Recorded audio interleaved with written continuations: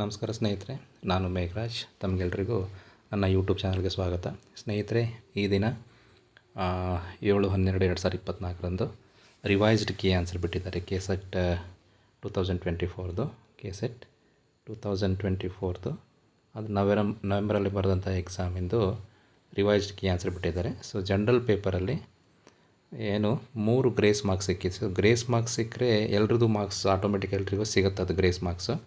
So question number ಏನಿದೆ ನೋಡಿ, ಒಂದು 2 ಪ್ರಶ್ನೆಗಳಿಗೆ ಏನಾಗಿದೆ 3 or 4 ಅಂತ, ಅಲ್ಲೂ ಏನು ಚೇಂಜ್ ಆಗಲ್ಲ. ಆಲ್ಮೋಸ್ಟ್ 1+2 ಮಾರ್ಕ್ಸು ಆ್ಯಡ್ ಆಗುತ್ತೆ. ಸೊ ಯಾರಿಗೆ ಕೆಲವೊಬ್ಬರು 3 ಹಾಕಿರೋರಿಗೆ ಮೈನಸ್ ಆಗುತ್ತೆ, ಆಪ್ಷನ್ 4 ಹಾಕಿರೋರಿಗೆ ಆ್ಯಡ್ ಆಗುತ್ತೆ. ಹಾಗಾಗಿ ಜನರಲ್ ಪೇಪರಲ್ಲಿ ಯಾವುದೇ ಕಟ್ ಆಫ್ ಏನು ಚೇಂಜ್ ಆಗಲ್ಲ, ಮಾರ್ಕ್ಸ್ಗಳು ವೇರಿಯೇಷನ್ ಆಗಲ್ಲ. ಹಾಗೆ ಬೇರೆ ಸಬ್ಜೆಕ್ಟ್ಗಳನ್ನು ನೋಡೋದಾದರೆ ಹಿಸ್ಟ್ರಿಲಿ 1 ಗ್ರೇಸ್ ಮಾರ್ಕ್ಸ್ ಸಿಕ್ಕಿದೆ, 1 ಗ್ರೇಸ್ ಸಿಕ್ಕಿದೆ. ದಟ್ ಮೀನ್ಸ್ ಕಟ್ ಆಫಲ್ಲಿ ನಾನು ಮೊದಲೇ ಪ್ರೆಡಿಕ್ಟ್ ಮಾಡಿದಾಗೆ ಕಟ್ ಆಫಲ್ಲಿ ಯಾವುದೇ ಬದಲಾವಣೆಗಳು ಇರೋದಿಲ್ಲ.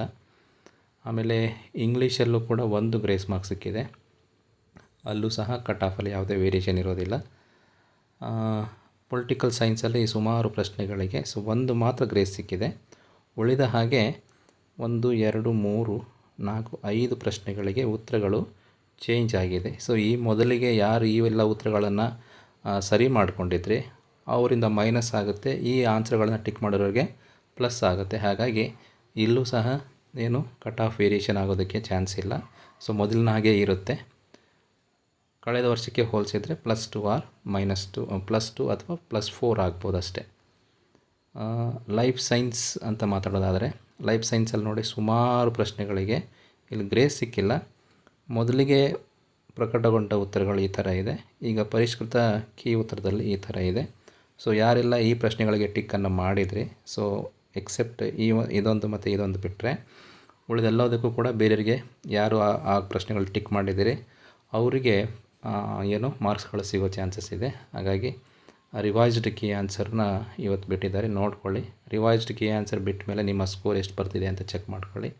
ಸೊ ನಾನು ಹೇಳಿರೋ ಹಾಗೆ ಕಟ್ ಆಫು ನೀವು ಸೇಫ್ ಸ್ಕೋರಲ್ಲಿ ಬರ್ತಾ ಇದ್ದೀರಾ ಅಂದರೆ ನಿಮ್ಮದು 100% ಆಗುತ್ತೆ ಅಂತ.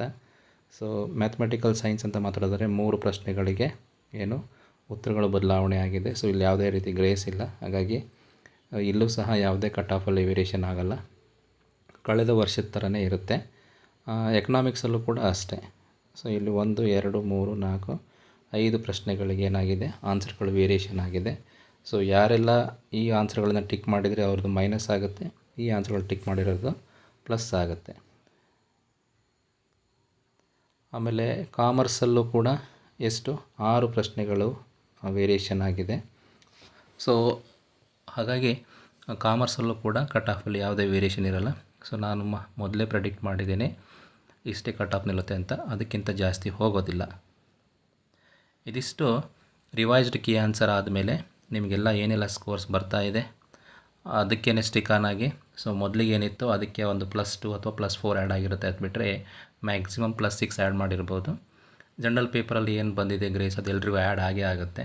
ಸೊ ಯಾವುದು ತಪ್ಪಾಗಿದೆಯೋ ಆ ಪ್ರಶ್ನೆ ಮಾತ್ರ ಚೇಂಜ್ ಆಗುತ್ತೆ. ಹಾಗಾಗಿ ಕಟ್ ಆಫ್ ಬಗ್ಗೆ ತಲೆ ಕೆಡಿಸ್ಕೊಳ್ಳೋ ಆಗಿಲ್ಲ. ಹೋದ ವರ್ಷಕ್ಕೆ ಮತ್ತು ಈ ವರ್ಷಕ್ಕೆ +4 ಅಥವಾ +6 ಅಥವಾ +8 ಆ್ಯಡ್ ಆಗ್ಬೋದು, ಅಥವಾ ಅಷ್ಟೇ ಮೈನಸ್ ಆಗ್ಬೋದು. ಥ್ಯಾಂಕ್ ಯು, ಒಳ್ಳೆಯದಾಗಲಿ.